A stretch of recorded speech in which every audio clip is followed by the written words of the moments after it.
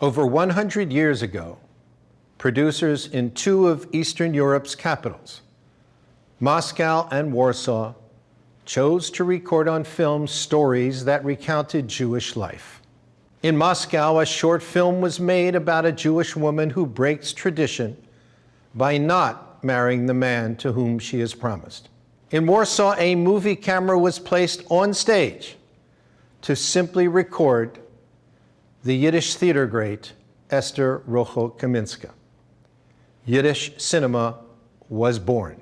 Heavily influenced on one hand by Yiddish theater and breaking with and even challenging established religious practice, Yiddish motion pictures would become a major artistic and cultural force over the next 40 years.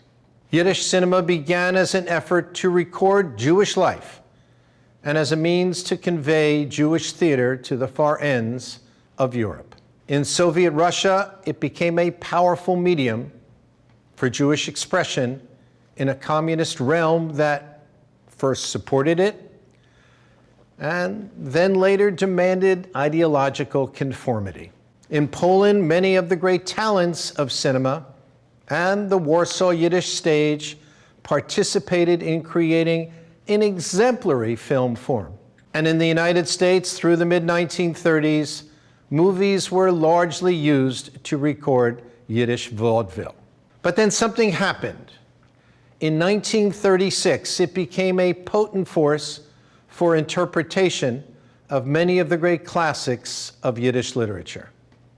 And the years 1936 through 1940 were what I like to call the golden age of Yiddish cinema, drawing on the best actors and artists from the Yiddish theater. In the aftermath of World War II, Yiddish cinema served to provide entertainment and consolation to those who suffered. Throughout the first half of the 20th century, Jewish life, culture, and language were extolled as a check against the perceived threats to the Jewish world.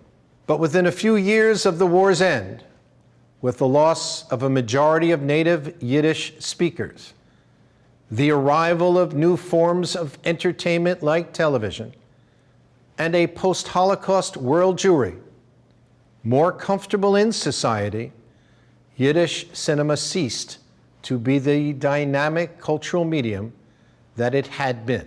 By 1950, Yiddish movies ceased being made. And over the next quarter of a century, screenings of old Yiddish movies were mainly relegated to senior residences. And then in 1980, Belgian filmmaker Sammy Schlingerbaum made the first Yiddish language feature in 30 years. Was Yiddish cinema coming alive? And yet, not until the mid-1990s, with a trend toward more authentic and realistic use of language in motion pictures, that Yiddish movies were back. Brazilian, Canadian, French, Welsh, and even Israeli filmmakers have incorporated Yiddish into their cinema. In the last 2 decades, American filmmakers have taken a different tact, setting their films on the streets of Hasidic neighborhoods, where Yiddish is spoken.